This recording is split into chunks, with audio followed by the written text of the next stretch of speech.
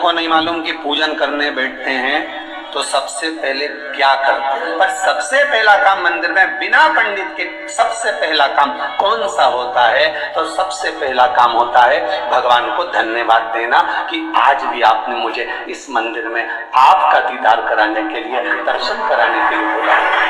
अगर पंडित साथ में होगा तो पहले वो मंत्र बोलेगा, स्वस्ति वाचन करेगा।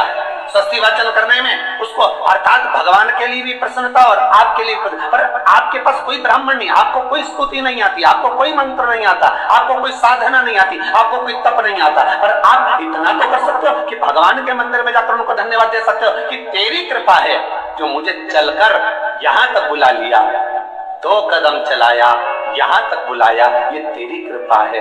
और बड़ी कृपा करी जो डलिया भर के पूजन का सामान भी लाई, बड़ी कृपा करी जो दूध भरकर भी लाई, बड़ी कृपा करी जो कलश भरकर भी लाई। कितने लोगों का फायदा है कलश भरकर मंदिर ले जाने में? देखिए जरा कितने लोगों का फायदा।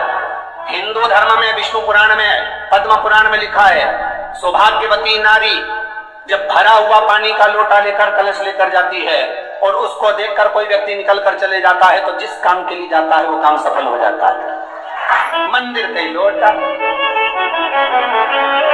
मंदिर का ही पानी, सिर पे पल्लू लेके हर हर महादेव, बस शिव जी के चढ़ा रहे और इतने प्रेम से रिझा रहे। अब फ्री का पानी था तो एक लोटे में मन भी नहीं माने, हर करा। तो भगवान के सम्मुख में पहुंचकर अगर आप जल का पात्र भी लेकर जा रहे हो, भरा हुआ लेकर जा रहे हो, तो कितनी प्रसन्नता की बात।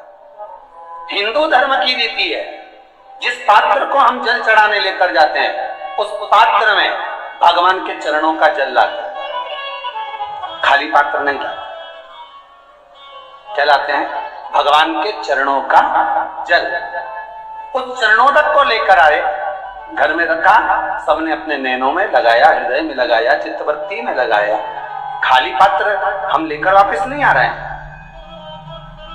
शिव मंदिर में जब जब जाओ, जल चढ़ाने के लिए जाओ, पात्र तुमने शंकर जी को पूरा पानी चढ़ा भी दिया तो शंकर के चरणारविंद का थोड़ा सा जल पात्र में डाल के भले 2 बूंद लाओ, 4 बूंद लाओ, इतना सा लाओ, पर लाओ और उसको पूरे परिवार के नेत्रों में जब लेकर आए हो चरणों तक तो लगाओ, पर खाली पात्र नहीं लेकर। खाली पात्र लाने में ध्यान दीजिए, जब आप पूरा जल समर्पित कर देते हैं, जल समर्पित भी पूरा करना है, भगवान को चढ़ा रहे हो तो पूरा समर्पण होना चाहिए, पूर्ण समर्पण। इसलिए शंकर भगवान को अधूरा समर्पण नहीं, इसलिए श्रीफल भी पूर्ण चढ़ता है। शंकर जी के मंदिर में श्रीफल नहीं फूटता, पूर्ण श्रीफल। बेलपत्री भी पूरी, चावल का दाना भी चढ़ेगा तो आखा, फल भी चढ़ेगा तो आखा, फूल भी चढ़ेगा तो आखा। भगवान को कोई चीज खंडित नहीं चढ़ती, शिव जी को जल भी चढ़ेगा तो पूर्ण।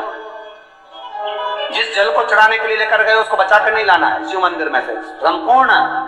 क्योंकि भगवान के चरण की रज जब हमारे घर में प्रवेश करेगी तो हमारा आत्म कल्याण तो स्वतः ही हो जाएगा। शिव करुणा कर ही देंगे। पर कई लोगों की आदत रहती है, और आपने भी गलती करी होगी, गए होगे, चढ़ा कर भी आए होगे, पूरा पानी भी उंडेल कर आए होगे, चढ़ा भी दिया, छोड़ भी आए, पर लेकर नहीं आए हो। कई लोग गलती कर जाते हैं और फिर बाद में कहते हैं हम तो इतने साल से पूजन कर रहे हैं, भगवान हमारी सुन ही नहीं दिया। तो भगवान के मैं तो तैयार बैठा, पर तू नवा के चली जा, लेके तो कहीं जाए। तो भगवान थोड़ी ना कहेगा कि तू मेरे पास में आए तो मेरे चरण की रज लेकर जा।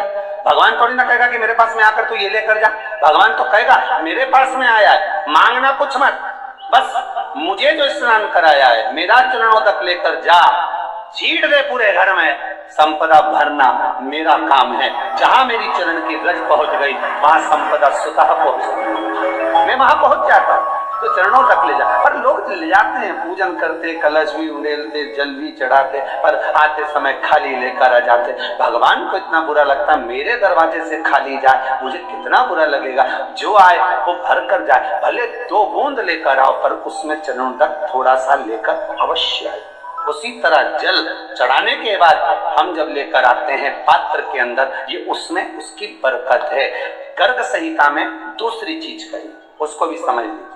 गर्ग संहिता में कहा गया, जब आप घर से जल लेकर जाते हो भरकर, तो ये सृष्टि की जितनी नदियां हैं, पृथ्वी पर जितनी नदियां विद्यमान हैं, जितने तालाब, जितने सरोवर, जितने कुंड, जितने विराजमान हैं, उन सारे तीर्थों का जल जब आप घर से लेकर निकलते हो तो वो तीर्थ का संपूर्ण जल आपके कलश में आ जाता है। और जब आप उस जल को शिव पर समर्पित कर देती हो और 2 बूंद चरणागत लेकर जब जाती हो तो शिव महापुराण, गर्ग संहिता, पद्म पुराण कहती है वो जल साधारण नहीं रहता, वो गंगा जल बनकर तुम्हारे घर को पवित्र करने के लिए पहुंच जाता है। वो पवित्र।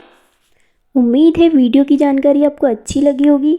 वीडियो अच्छा लगा तो वीडियो को लाइक करें, शेयर करें एंड चैनल को सब्सक्राइब करें।